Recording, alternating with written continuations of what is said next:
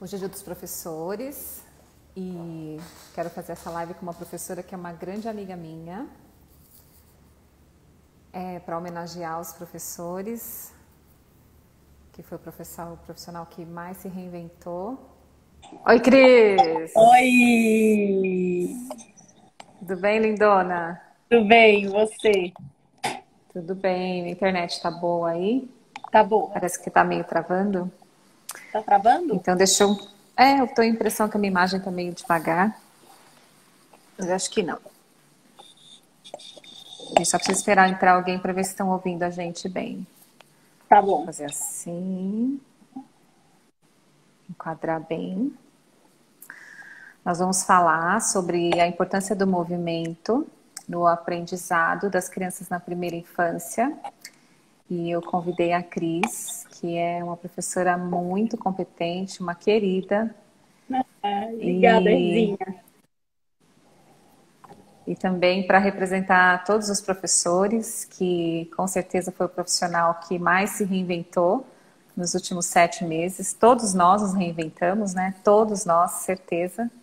Mas ninguém se reinventou mais do que o professor, e eu acho que ninguém se reinventou mais do que o professor de educação infantil.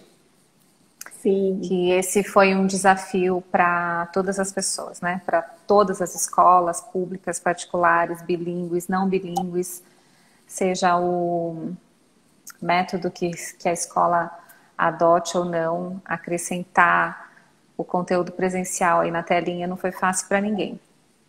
Eu queria, Cris, que antes de tudo você se apresentasse, falasse um pouco de você, da sua formação. Com boa você. noite. Como a Rê disse, nós somos muito amigas, eu e a Rê. Eu sou Cristiane, professora desde sempre, acho que eu sempre quis ser professora, sempre, desde pequena eu brincava de escolinha e fiz magistério, do magistério fiz pedagogia e me especializei em educação infantil e depois de um tempo fiz uma especialização na Itália, em Reggio Emília, onde lá eu aprendi muito, estão uma das escolas assim referências para o mundo todo, né, em educação infantil.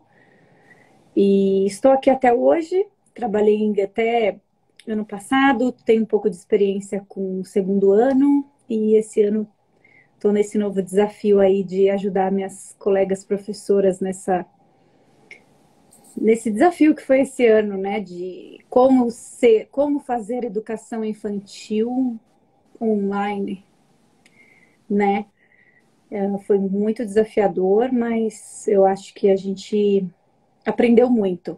Uhum. Muitos paradigmas foram quebrados e muitas coisas a gente viu que educação infantil é presença, educação infantil é movimento, estava na hora de voltar e a gente teve que voltar.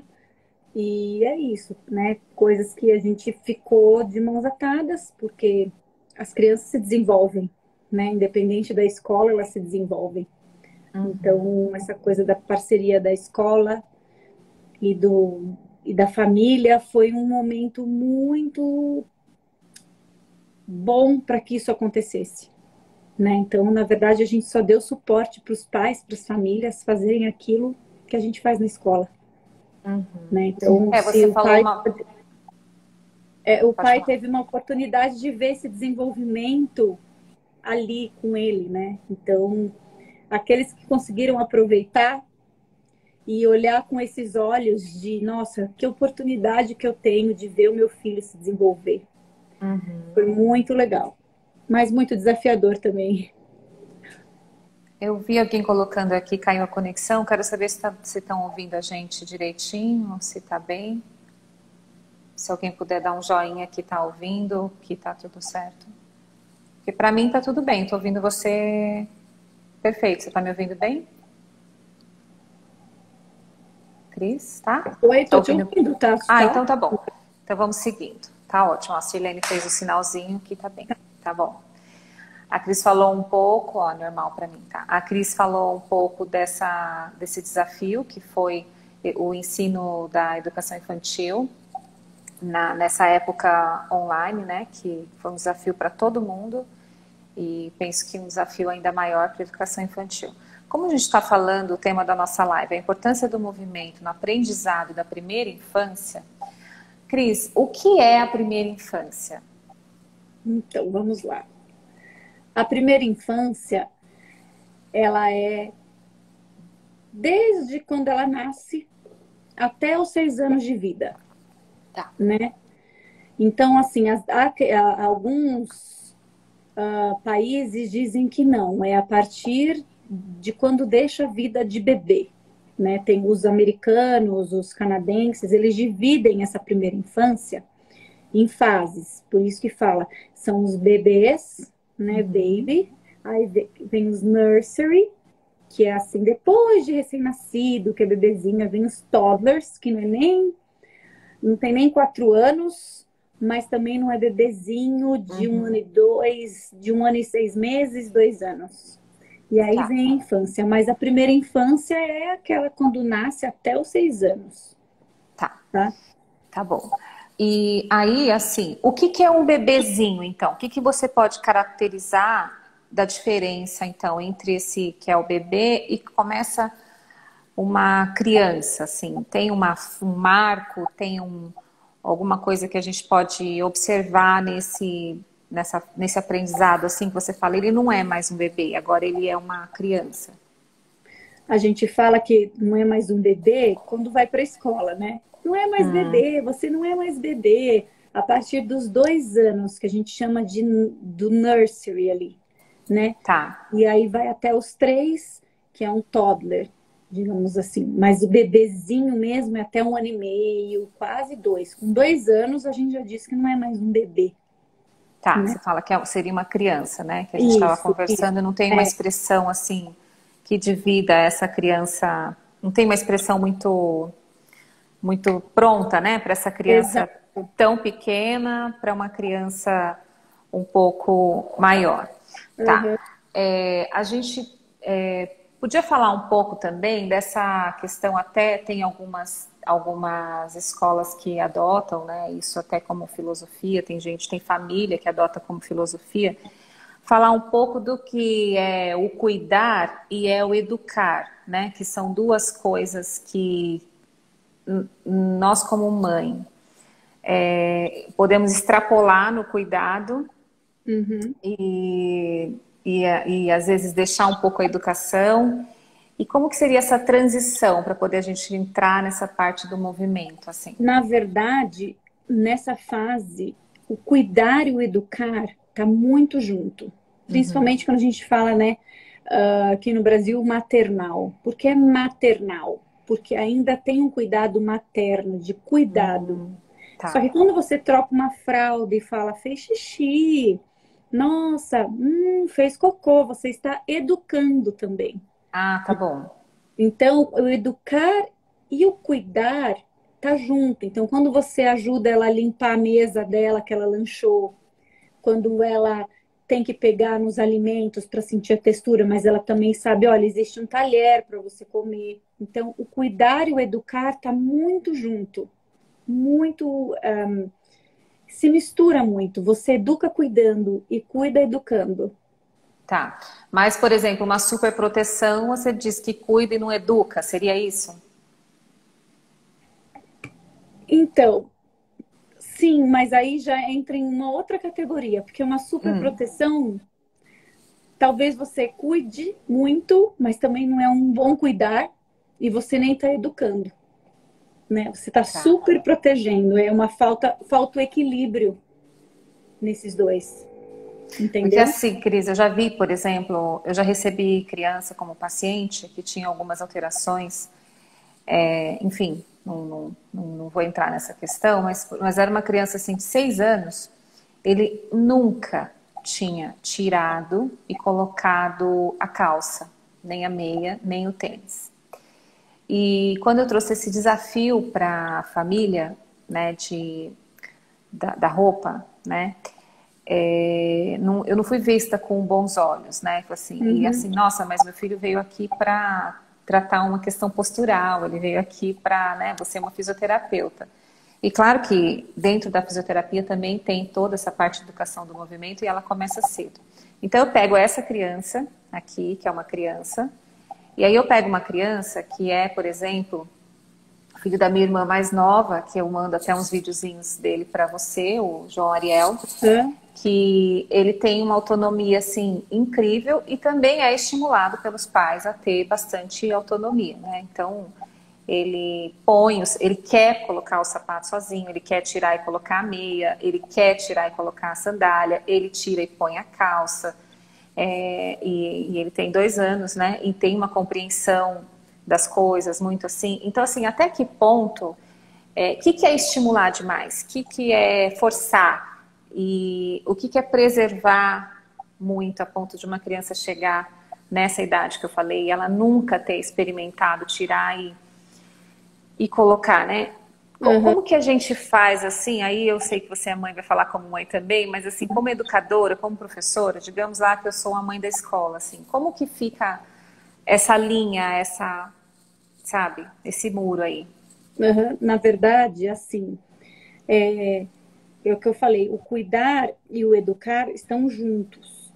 Então, quando você fala para uma criança colocar sua calça, colocar sua blusa, né, e esperar o tempo dela, claro que ela não vai fazer como a gente faz, mas ela está aprendendo, né? Ela está sendo estimulada a ter uma autonomia, a entender o ambiente, a entender que está frio, a entender que está calor, né?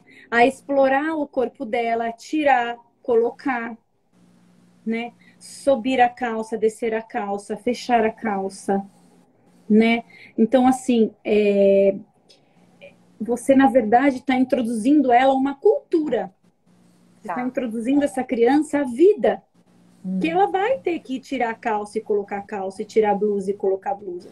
E quando você fala para ela fazer isso, você está afirmando que ela é capaz. Né? Nossa, ela é capaz. Você afirma essa criança, né? Você está afirmando até a autoestima dela, né? De que ela é competente. Então, assim, você acaba ensinando, uma autonomia assistida, né? Uma autonomia vigiada, que a gente fala. Não é assim, ai, coloca. Não, você vai mostrar para ela, você está com frio? Está calor? Como que está o tempo hoje? Por que é tão importante a gente ver o tempo? Porque você está ensinando a criança, ela não sabe. Então, se você não falar, ficar esperando, né? Igual assim, se você fala para ela assim, o que você acha? Né? Às vezes você tem que dar opções para ela. Ela vai escolher. A gente precisa ensinar essa criança a escolher. Mas as opções é o adulto que vai dar. As opções são do adulto. Ele que vai falar isso para ela. Então, é uma fala constante. Se ela quer beber água, por exemplo, se eu já pego a água e já entrego para ela não pensou assim, você não percebeu a sensação de não sede. Não percebeu que está com sede. Não teve a sensação no corpo que está frio, né? Exato. Não experimentou a necessidade sensorial, e não né? pediu, olha, mãe, eu quero água. Nem que ela fale lá com o pezinho, água, né? Agora, se ela faz, então, às vezes o pai fala, ela nem fala. Às vezes a criança não precisa falar, porque ela tem tudo na hora certa, no momento certo. Já sabem quando tem alguém para adivinhar, né? Já sabem quando tá calor, já sabem a hora que ela tem que tirar a calça e colocar. Então, por exemplo, um desfraude, né? Às vezes a gente tem que fazer rápido para fazer xixi. Mas, de repente, pega um momento agora, é hora de fazer xixi. Então, às vezes a mãe fala, você quer fazer xixi? Ela não sabe, ela tá aprendendo a sensação de fazer o xixi. Então, você leva ela ao banheiro, mesmo sem vontade, vamos lá. Agora a gente vai fazer xixi. Tira a sua calça, né? Como que faz para tirar a calça? Senta, ou se é menino, em pé, como que faz? Como que faz com a tábua? Então, é tudo um aprendizado, né? É que dá trabalho, né, Cris? Dá trabalho, dá muito. A mamá tá falando aqui, as pessoas estão fazendo por ela, né? Ela não vai fazer. Se fizerem por ela, aí a gente fala, ela não aprendeu, na verdade, ela não aprendeu porque ninguém ensinou. Não entendeu ainda a autonomia do próprio corpo, né? Exatamente. A Sirlene colocou, uma vez me surpreendi que na escola da minha filha, ela na época tinha 10 anos, perguntando se ela tomava banho sozinha. Eu respondi com uma pergunta, como assim? Oi? Né? Exatamente. Aí eu coloquei alguns itens aqui para a gente comentar. A gente falou, assim, como que é essa questão da escola, né? Da mãe e o desfraude, assim, como que você encara isso na questão da escola, assim? Isso é função de quem? É junto, é separado? Tem uma hora, não tem uma hora?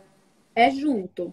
Se você vai desfraldar, se você decidiu colocar seu filho na escola com 2 anos de idade ou antes, no berçário, né? Cada um tem A sua a sua necessidade, o necessidade, seu tempo? exato, e o seu esquema de vida, né? O seu sistema. Então, se você Uhum. se decidiu que você vai colocar ela, a escola vai ajudar. Então, é uma parceria. Não adianta a escola fazer uma coisa e você fazer outra em casa. Tá, Sim, mandar um monte de troca de roupa, porque vai vazar o xixi. vai. Uhum. Quando vai, para ela tá aprendendo a segurar o esfíncter, né? A soltar, né? Aquela sensação, tô apertada, não tô, quero xixi, escorreu, me molhou, não gostei de ficar molhada. Então, essa sensação do incômodo precisa acontecer, Precisa né? acontecer. Eu falo, às Não, vezes, até, Cris, no tratamento de postura, assim. No RPG, que é uma das formas, só para ler aqui, a escola teve um papel fundamental no desfraude da minha filha, foi incrível, sim, parceria total. Até, estou falando da postura, né? Tem uma técnica que a gente chama de RPG, que é reeducação postural global. É muito conhecida, né? Muita gente ouve falar, ela teve um boom entre os anos 80, mais ou menos.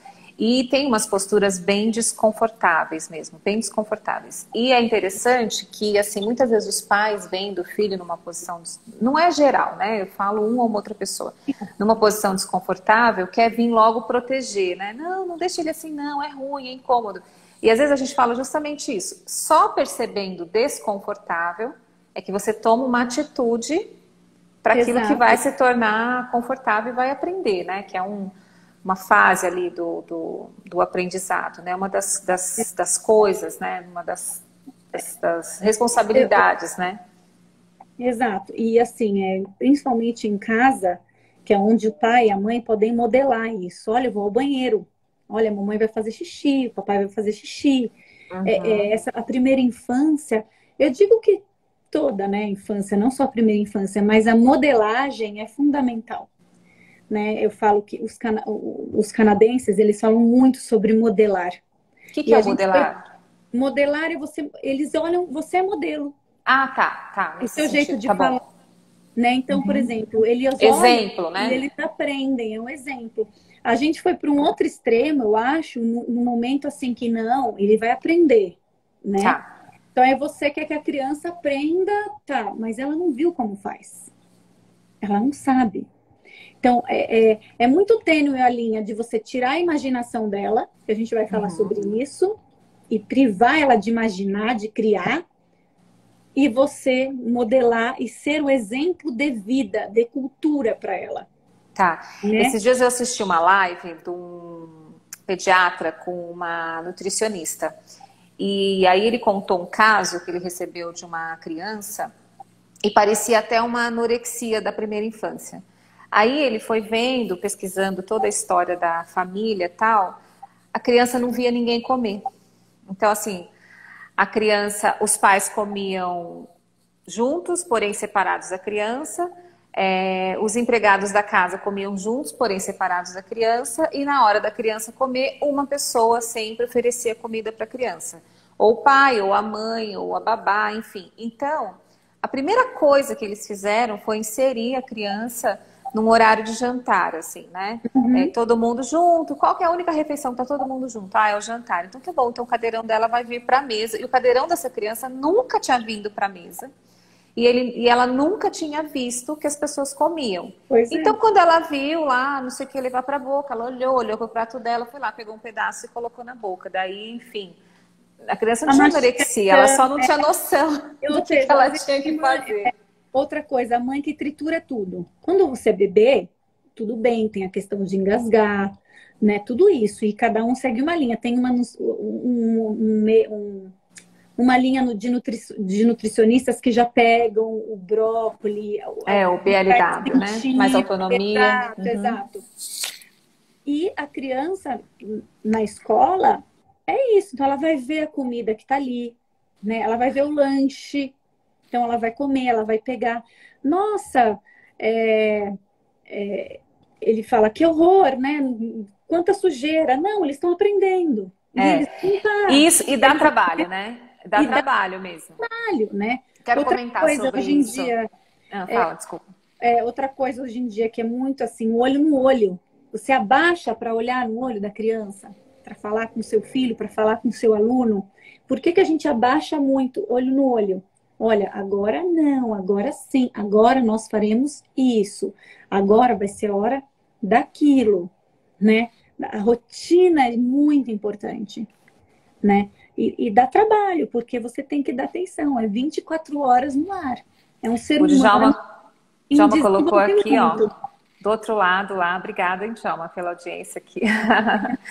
Eles serão modelados, né? Ou seja, os pais e as mães santos serão exemplos para os pequenos. Bem ou mal, eles vão ser modelados. É melhor escolher o bem. É verdade. Exatamente. Muita gente passa a comer bem depois que tem filho, passa a praticar esporte depois que tem filho, dormir e acordar na hora, para poder modelar, né? Exatamente isso. Uhum.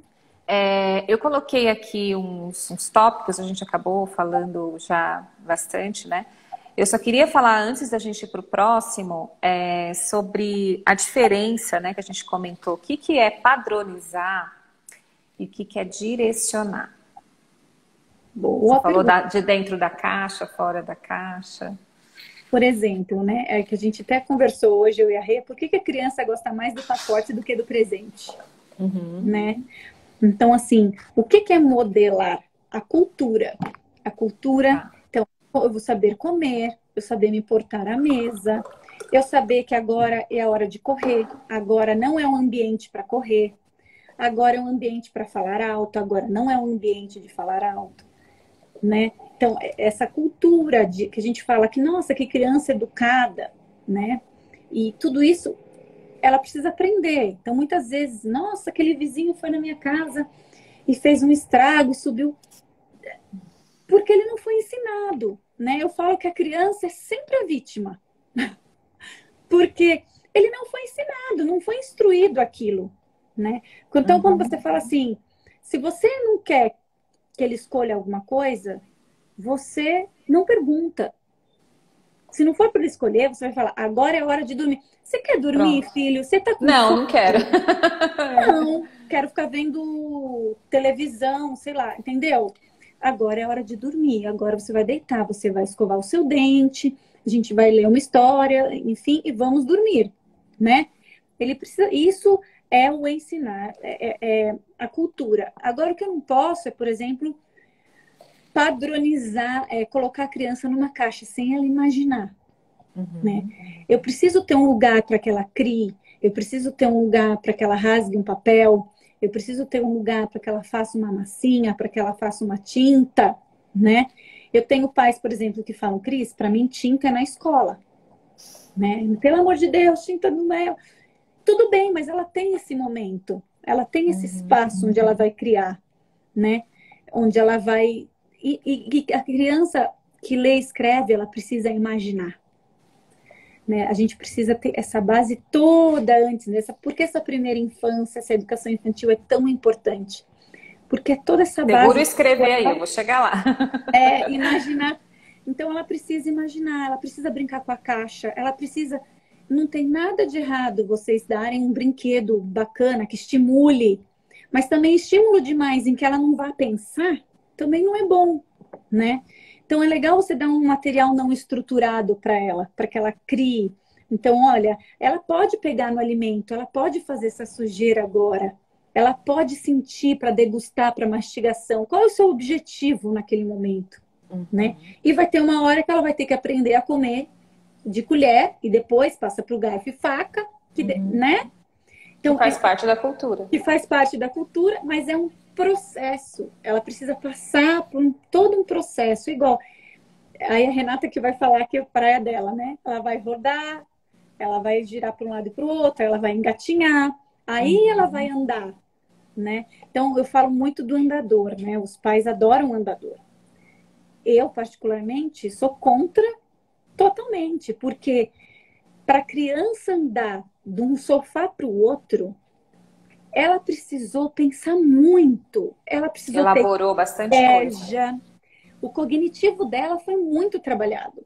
Ela calculou, ela pensou em estratégias, ela mediu o peso dela. Olha quantas coisas foram trabalhadas. E com o andador, ela simplesmente mexe a perninha e vai, né? Uhum. Então, eu acho assim, não é nem por questão, fora os acidentes, né? Mas eu acho que não é nem uma questão só de acidente, é uma questão cognitiva mesmo. É muito importante que a criança tenha. Eu trouxe uma boneca aqui que eu quero mostrar isso. Só vou ler uns comentários antes. Aqui o Djalma fala: educar dá muito trabalho, mas reeducar é muito pior. Sim. Aí, né? E tem uma pergunta muito boa da Liana, vou deixar ela um pouquinho mais para frente. Qual a sua opinião sobre a disciplina positiva tão falada hoje em dia? Só vou mostrar aqui a boneca aqui. Ela precisa brincar, também sou contra o andador. Aqui tá a boneca de quando eu era criança. Ela deve ter, deixa eu fazer as contas, quase 40 anos. Então vamos lá, ó. Aqui que a Cris falou aqui tá o primeiro momento, né? Você põe uma criança de barriga para baixo quando ela já tem um mês, sempre de forma assistida, né? Todas as sociedades, pediatria nacional, mundial, tem sempre isso de forma assistida, de barriga para baixo, né?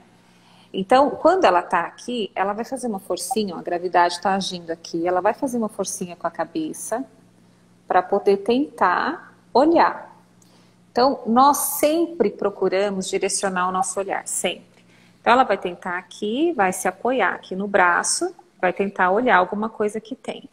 Nessa parte aqui, por mais que ela tem que trabalhar toda a parte muscular, aqui começa o cálculo de estratégia. Aqui começa o movimento e o cálculo de estratégia. Quanto tempo, qual a força, né? Então, as primeiras coisas que a criança faz é ficar batendo a mão, o bebezinho, né? Ele bate, bate, bate, ele não tem muita noção da força que tem.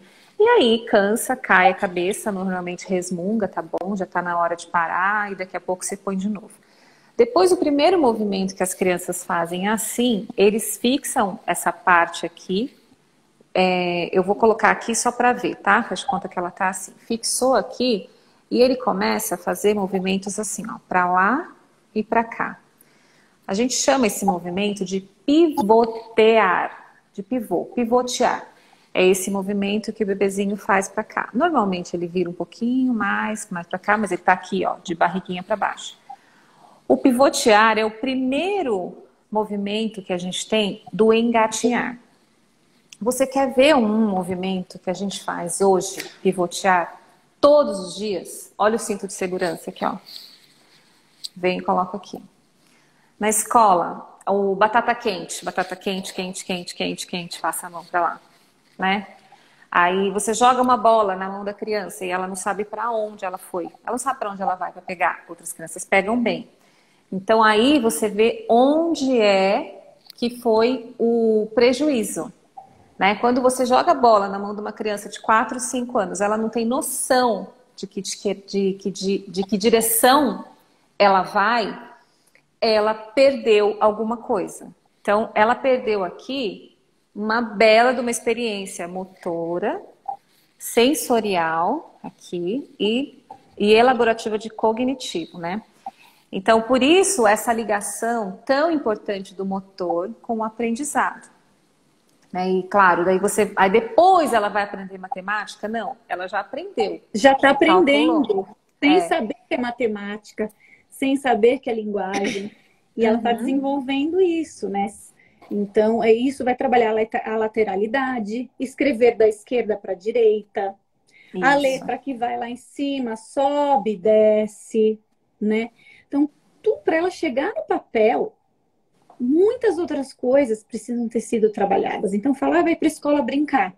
Vai, mas é um brincar assistido, é um brincar intencional, né? E a gente precisa respeitar a maturidade da criança, né? Precisa respeitar a próxima fase. Não pular fases, né? Porque esse lance do andador, ele pula uma fase. né? Ele né? pula a fase do engatinhar. Então, assim, no engatinhar, a criança tem que pôr a mão inteira no chão, mesmo que ela não seja aquele quatro apoios assim mais convencional. Qualquer quatro apoios é gatinho, se for de bumbum, se for de ladinho, se for um braço só, se for um pé e um joelho, tudo faz o papel motor do engatinhar. No engatinhar, a criança recebe a gravidade nas costas, ela precisa contrair o abdômen, senão os órgãos dela ficam soltos. Ela vai aprendendo algumas coisas que a gente precisa depois. Põe no andador, a barriguinha fica solta, ela senta em cima do cóccix, né? O bumbumzinho vai lá Uhum. para dentro, igual quando a gente senta no sofá, e a perninha fica aqui só fazendo a direção, né? Para lá e para cá. Sem contar que ela muda de direção muito rápido. Então, existe um déficit no cálculo de direção. E aí, como a gente comentou da letra, né? Existe um déficit depois na hora da velocidade de escrever. E o que Uhum. é uma coordenação? Né? O que é uma coordenação? Você coordena força, velocidade com o cognitivo. Se você Exato. perde isso lá atrás, né, em algumas coisas, você tem aí os prejuízos depois, para Aí você frente. chega, ai, mas ele não lê, ele não escreve. O que que foi trabalhado antes? Né? E Uhum. assim, gente, pensando que a alfabetização é até os 8 anos de idade. Meu filho não precisa, essa criança não precisa aprender a ler com 4, 5 anos. Tem criança que aprende, que deu clique e vamos, porque a gente está sempre incentivando, estimulando. A gente vive um mundo letrado, né? Agora, é Ah, um a tempo Silene dela, colocou, qual a melhor idade para a criança aprender a ler e a escrever? ela tem até os 8 anos. Vai depender do tempo dela, não tem melhor idade. Né? Tem criança que Aham. com 4 anos já entendeu, dá o clique nela e vai. Tem criança que demora mais. Né? Até os 8 anos isso acontece. Se depois dos 8 não aconteceu, aí a gente vai investigar. Aí a gente vai ver, É. peraí, né, o que está acontecendo. Mas até lá.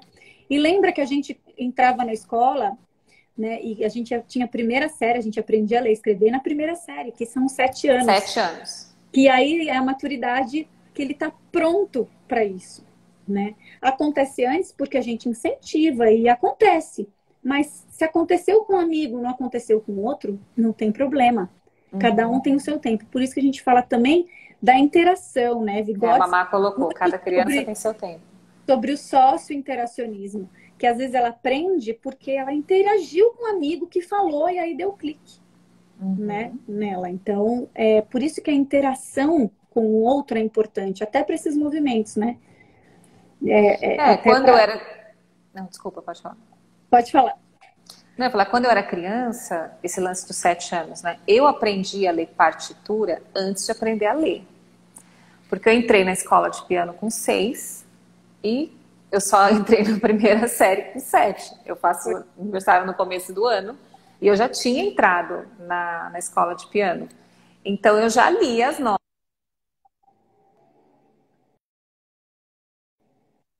antes de ler, ler aqui, né? Porque para Lá. Só que você, foi tão aquilo fazia rápido que assim, foi sentido. um mês. É, foi um Uhum. mês, assim, eu me lembro bem, assim, até mesmo porque meus pais comentam isso. Na hora que eu aprendi as letras, eu aprendi a ler, porque, tipo, o mecanismo, né, tudo já estava pronto na minha cabeça. Em compensação, por exemplo, eu tenho uma irmã mais nova, que com 4, 5 anos, sempre frequentado a escola, mas ela era mais nova, ela já tinha visto eu, a Carol e tal, ela já tinha aprendido a ler. A Carol aprendeu a ler com 8, né? E assim, a professora sempre falava, é o tempo dela, ela tem um tempo. A Renata teve um e a Miriam tem outro, né? São 3 irmãs, o mesmo pai, a É, mesma mãe, a e mesma casa. é um tempo que tem uma fase, né, do desenvolvimento. Então, como eu falei, também se não aprendeu até os 8, opa, peraí, o que está acontecendo, né? Vamos investigar. Mas tem um tempo, a gente hoje quer tudo muito para ontem, né? Só E que a o organismo comparação, né, Cris? não tem. E a comparação é péssima. A comparação é o pior inimigo hoje em dia. O pior inimigo hoje em dia é a comparação. Porque meu filho é meu filho, seu filho é seu filho, aquela criança é uma criança, aquela outra. Cada família é uma família. Então, o que eu Uhum. escolhi para minha família, para os meus filhos, não é a mesma que a outra. E nem por isso é errado ou é certo, né? Aham. Então, a gente fala muito isso da escola bilíngue, por exemplo. A escola bilíngue e uma escola regular é diferente. Não é pior nem melhor, não é... É diferente. Não... O que que eu quero para o meu filho? Né? O que que Aham. eu quero para essa criança? Então, é isso. Por exemplo, eu como educadora da educação infantil, eu prezo muito brincar. O brincar intencional, né? Quando eu escorrego no escorregador, olha, ele vai subir, ele vai descer, ele calcula o tempo de escorregar, o perigo, né? Outra Uhum. coisa, eu tive, Experimenta o medo, eu né? A tive uma reação. experiência de uma criança que foi super bem na adaptação, super, super bem. De repente, começou um choro, um medo. E aí a gente foi conversar com a mãe, olha, não sei. E a gente descobriu que ele começou a chorar, essa criança começou a chorar, depois que subiu a escada para ir para a biblioteca. Nossa. Porque ela nunca tinha descido escada. A mãe falou, escada é perigoso. Não pode descer nem Ah, subir escada. Era tudo com grade, tudo com... Quando ele viu a professora, vamos subir a biblioteca, entrou em pânico. Ainda pediu colo. A babá falou, não, você consegue. Olha lá, porque esse um pé depois do outro, subir a escada é muito importante. Não quicar, né? Os dois pezinhos juntos, intercalar o pé. Aí a gente entendeu, falou, gente, tá explicado. Então, aí trabalhar com essa família, olha, eu entendo a sua preocupação, é isso que a gente fala de a superproteção, né? Claro que escada é perigoso, precisa ser assistido. Então, assim, mas não colocar esse medo na criança, né? E então, assim, quando ele vai para uma gangorra, por exemplo, né? Ele mede o peso do amigo com o dele, né? Todas essas questões a gente precisa tá junto com a criança, é o ensinar e o cuidar, né? Quando eu tô, sei lá, não sei quem, na casa de cada um, estende a roupa no varal, né? é. Então, hoje em dia não se faz mais isso, é muito difícil, a vida tá corrida, mas nessa pandemia foi uma ótima Foi. oportunidade. Então, pega as roupas íntimas, deixa ele pendurar, né? Vai demorar um ano para ele entender o mecanismo do pregador, e é duro, né? Para eles é difícil. Mas olha o movimento de pinça para depois essa criança poder escrever e vir para esse fino. Então ela precisa do amplo para depois ir para o fino, né? Para esses Uhum. movimentos mais minuciosos. Então, Dobrar roupa, colocar, por exemplo, o saquinho no lixo do banheiro, arrumar a tirar, cama, arrumar a fecha o cama. olho, né? Deixa arrumar do jeito dele, fora autoestima, gente. E Uhum. assim, a gente fala As muito crianças que gostam de tem, ajudar, verdade, mamãe. As eles crianças gostam de gostam, e sim. assim, sim, a gente fala muito que o vínculo é muito importante, né? Então, você trabalhar a autoestima dessa criança. A Dani dizendo, minha filha de 3 anos me ajuda a guardar as compras e a passar pano. Ela se Ótimo, sente super importante. Eu lembro você contando da Maria, né? Que até hoje é função de arrumar, não sei, o armário, não sei, é e quando dela. tem as compras, a função dela é arrumar os sucos que a gente compra na despensa, essa parte não perecível, ela que arruma, ela já sabe que é a parte dela, né? E Porque tem algumas coisas. tornar essa criança, você faz parte dessa cultura, você faz parte desse ambiente. Por isso que a sala de aula e o grupo é tão importante para esse pequeno. Porque quando ele vai, o grupo é dele, a professora é dele, não é do pai, não é da mãe, não é da É, avó, é dele, é o espaço dele. Por isso que a gente fala dessa importância da adaptação e de deixar chorar um pouco, ser forte e a professora afagar, né? Porque aprendizagem vai dar, sem afetividade, não tem aprendizagem. Não adianta, é né? A gente importante, fala né? muito, aprendizagem é muito importante. Sabe que tem uma coisa que a gente estava falando sobre o curso da letra, né? Afetividade. De entrar, de subir, de descer, de dentro, fora, né? Toda a parte de organização, né? E como que isso está totalmente ligado ao movimento da escrita, né? A linha, a força, o que está dentro, o que está fora, né? Dificuldades, às vezes, com o que é maior, o que é menor, o que está em cima, o que está embaixo.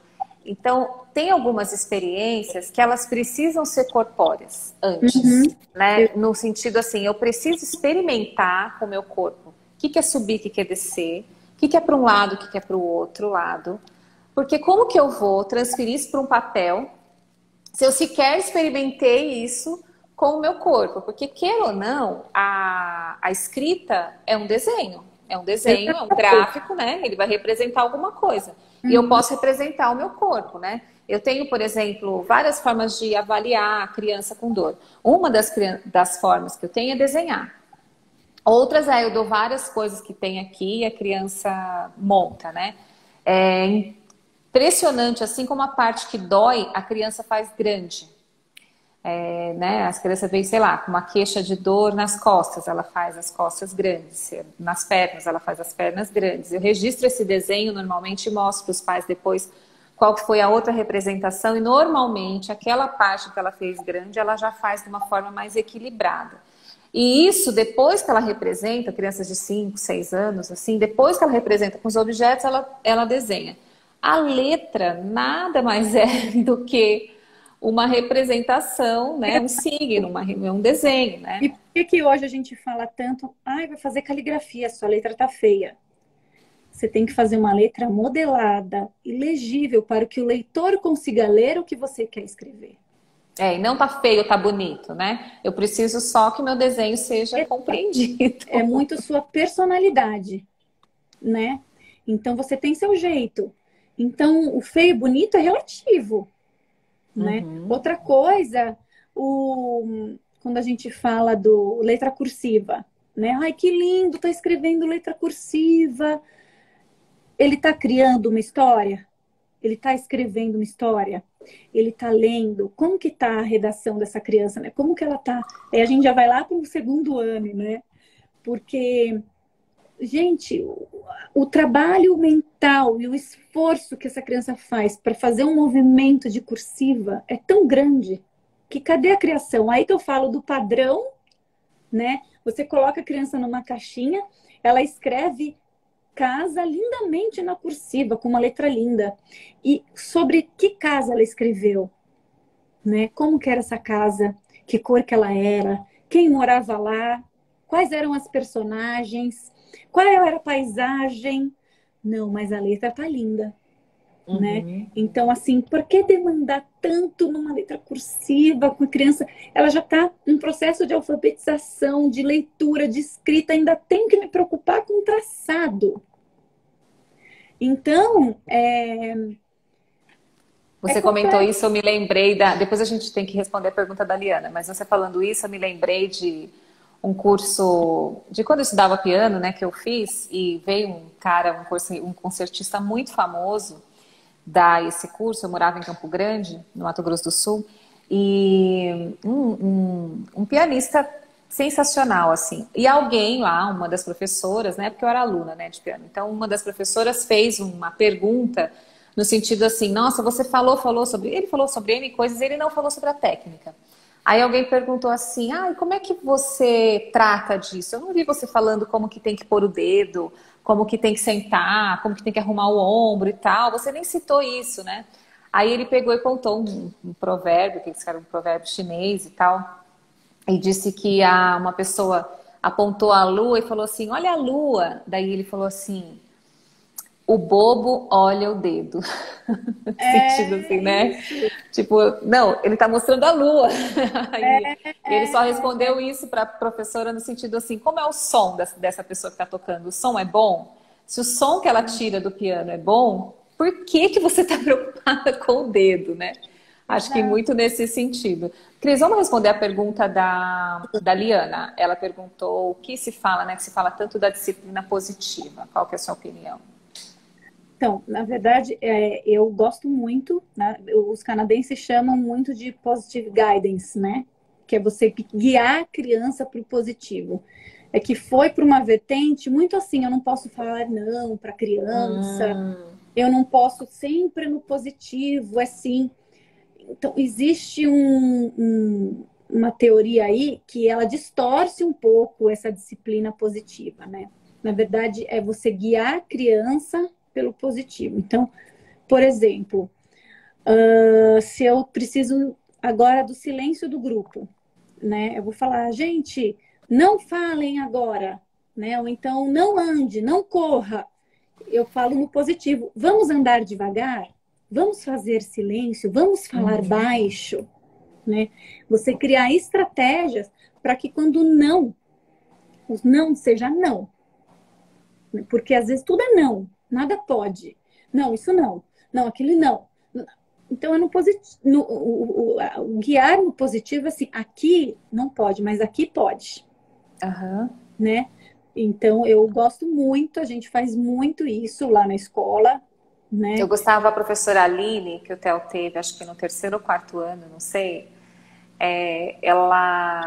Quando ela queria falar alguma coisa, ela levantava uma mão. Sim. E ela só falava quando todas as crianças tinham levantado a mão.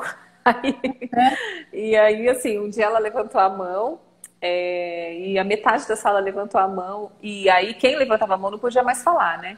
E aí eles saíam da cadeira e ficavam levantando a mão das outras crianças, tipo assim, ela quer falar, ela quer falar. Eu achei muito interessante, né? Em vez de falar, fica quieto, Sal, não sei o quê, não sei o quê, não sei o quê. É uma estratégia. É você ter estratégias positivas para a vida, não só positivo no sentido de mas de afirmação, entende? Mas é positivos. Por exemplo, quando você vai contar uma história, o combinado, você senta no círculo ou no canto da história e você conta, você senta numa postura de que vai contar a história. As crianças sentam, então assim, nós vamos comentar a história quando acabar. Todo mundo vai ter a chance de falar. Então assim, se eles quiserem atravessar no meio da história, eles não vão poder. Então tem o não, mas foi tudo um combinado.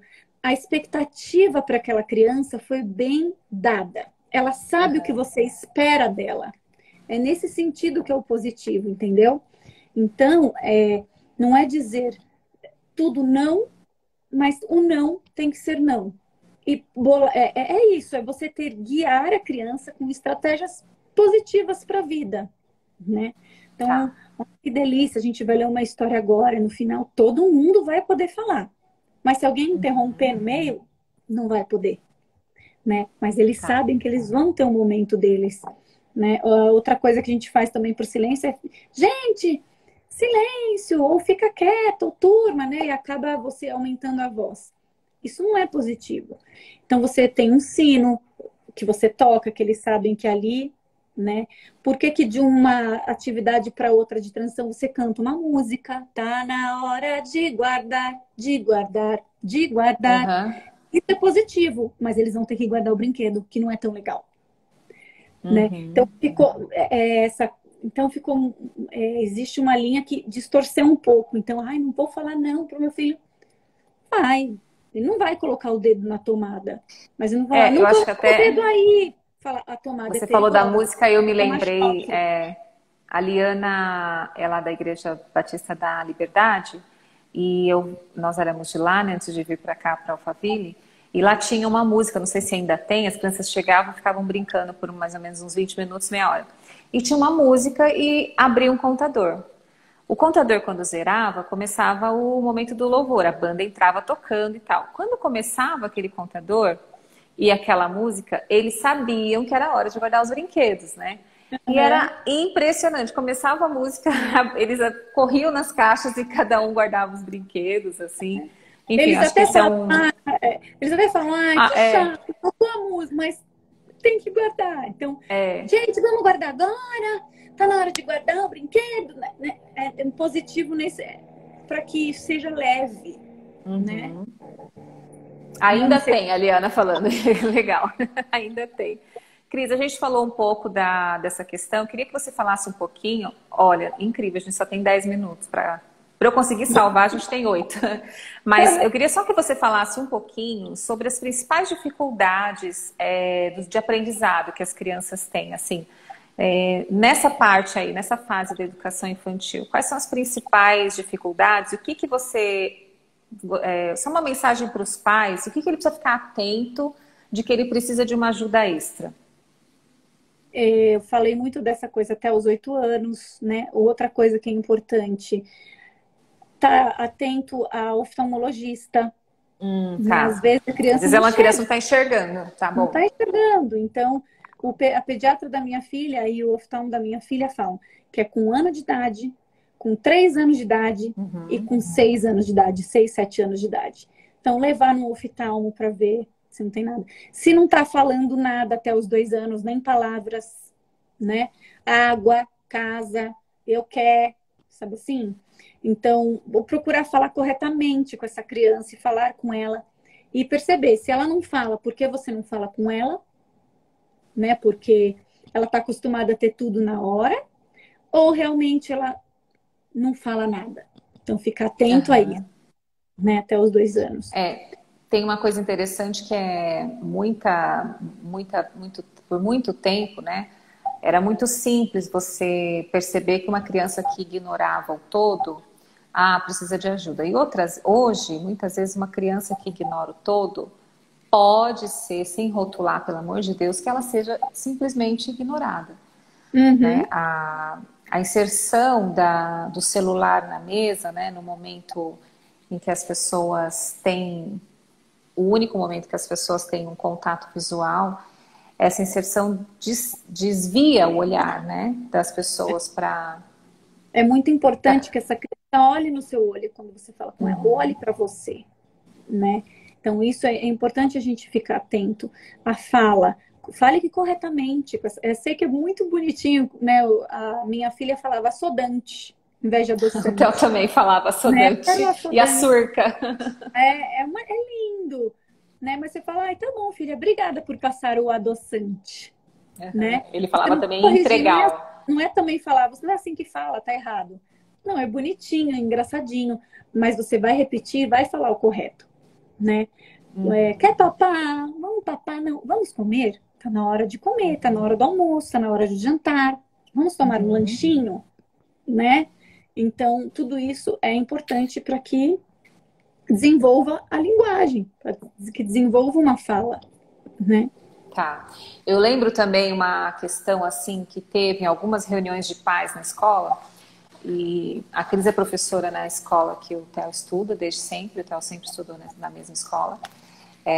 Então, eu gosto muito da abordagem da escola, do método, tudo tem muito a ver com a forma como a minha família pensa. E eu lembro de Isso uma é reunião que os importante, viu, pais... Rê? A Não escola ser pensa pouco diferente, do que né? a família pensa, Eu né? lembro bem Eu disso procuro. numa palestra que eu vi, que eu não tinha filho ainda, que uma educadora muito famosa aí estava falando sobre a escola convencional, a escola construtivista, montessoriana, não sei o quê, dando todas aquelas classificações e falando qual que era a principal característica que a família tinha que ter para poder escolher a escola, né? Aí, só concluindo esse pensamento, tinha sempre duas famílias que insistiam que a criança tinha que ter tarefa. Eles tinham 3 ou 4 anos. Quando que vai ter tarefa? Quando vai pegar na caneta? Ele vem aqui só para brincar. Quando que vai ter tarefa? Quando vai pegar? E assim, até que chegou um momento que eu achei muito corajoso da diretora da escola, coordenadora, não lembro quem foi que falou, que chamou em particular as famílias e falou assim, olha, de verdade, essa não é a escola para o seu filho. Exato. Você está esperando algo dessa escola que ela não vai fornecer. Esse não é o momento dele pegar a caneta, não é o momento dele levar uma tarefa para copiar para casa, na visão dessa escola. Mas se você pensa assim, né, que seja. Mas de verdade, assim, aí eu não vou falar nem como mãe, vou falar como físio mesmo. As experiências que a gente passa para a mão, elas precisam ser vividas com o corpo, Uhum. né? Eu vi até você comentando sobre o espelhamento, né? Experimentar nas costas, na Quando você passar o falinha. dedinho, a criança precisa sentir o movimento da letra. Então, por que a gente brinca com corda? Para andar na palavra, para andar na letra, de baixo para cima, da esquerda para a direita. É porque pintura na parede, com pincel, isso aqui, ó, é para ela sentir para onde vai, né? na farinha, às vezes no giz, você risca uma letra com giz no chão e ela tem que passar o dedo em cima e apagando para ela sentir o movimento, né?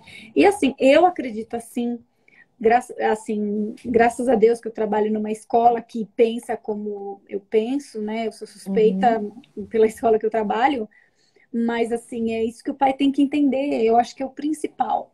O que que você quer para o seu filho, né? Nessa pandemia eu tive uma conversa muito franca com o pai. Ele me ligou muito bravo e por quê? Aula online? E eu falei para, e aí eu tirei da outra escola e coloquei nessa. Eu falei, por que que o senhor tirou? Se a outra era tão boa. Ah, porque minha esposa queria esse negócio de bilíngue. Eu falei, então o senhor tem que conversar com a sua esposa e decidir, porque o que você quer que eu faça uma coisa que eu não vou fazer, né? A minha escola pensa assim, né? É assim que a gente acredita. Se você não acreditar como pai e que é isso que você quer para o seu filho, desculpa, o senhor tem que. Graças a Deus, hoje tem um monte de opção, tem para todos os gostos, né? Tem. Então, A Cláudia colocou, usei uma linha com giz com minha filha uma vez. Cris, a gente tem 2 minutos. Eu quero que você dê as considerações finais, o seu minutinho, que eu quero dar um recadinho no final.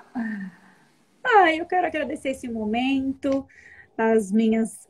Vi que várias amigas aí, minhas professoras queridas, agradecer por terem entrado aí, me prestigiado na minha primeira live. Agradecer você, Rê, pelo convite. Ó, a Cláudia falando da lixa, a lixa é muito bom também, né? A textura é muito importante. Experimentar, né? Sensorial. Experimentar sensações, exatamente. Né? Água, criança ama água, enfim. Agradecer, Rê, por você ter me convidado. Feliz Dia dos Professores para todo mundo, para todos nós. Eu falo que professor é vocação. Você não vira professor, você nasce. Isso. Ou você encontra um propósito no meio da vida. Você, nossa, era esse meu propósito. Mas eu acho que a gente nasce com esse bichinho que pica a gente e a gente adora, né? É isso. A Dani falou, vocês duas são lindas, falando sobre o que entende, apaixonante. Obrigada e parabéns, Dani, também, professora. Cris, eu queria muito agradecer que você aceitou. Eu sei que foi a primeira vez que você fez uma live. Muito obrigada mesmo por ter enriquecido aqui o Instagram com mais esse conteúdo. Eu vou deixar essa live gravada para quem não conseguiu assistir inteira. E eu quero dizer que daqui até o fim da semana a gente vai explorar bastante esse assunto da coordenação motora. Então, no dia 19, eu vou falar com uma fisioterapeuta, Patrícia Ferreira Guedes, sobre a coordenação motora. É uma live prática, tá? Então, se prepara, ela vai dar os exercícios mesmo. Nossa, abri o contador aqui, preciso encerrar imediatamente. Vou falar também com o professor de Educação Física no dia 22. Tá tudo no meu Instagram, tá, gente? É possível compensar a perda motora da primeira infância? Esse cara é sensacional, ele inventou um método, assim, eu sou suspeita porque eu sou muito fã dele, muito mesmo. E eu vou dar uma aula no Zoom no dia 3 de novembro, mas precisa se inscrever. O link está na minha bio aqui do Insta, tem que se inscrever para assistir essa aula, que eu vou falar sobre por que as crianças podem ter ainda mais dor, né? Por causa desse ano aí de 2020, de tudo que entrou nos nossos hábitos aí sem a gente pedir, né? Quem tiver curiosidade, para educadores, pais, educadores e todos os profissionais do movimento. Então, parabéns para todos os professores, para os professores que estiveram aqui, para os que não estiveram. E Cris, muito obrigada. Cris, faz uma pose aí. Meninas, fazem um print da gente, vai. 1, 2, 3 e... Depois vocês me mandam, tá bom? Eu vou encerrar, ó, em 3, 2, 1. Beijo. Beijo.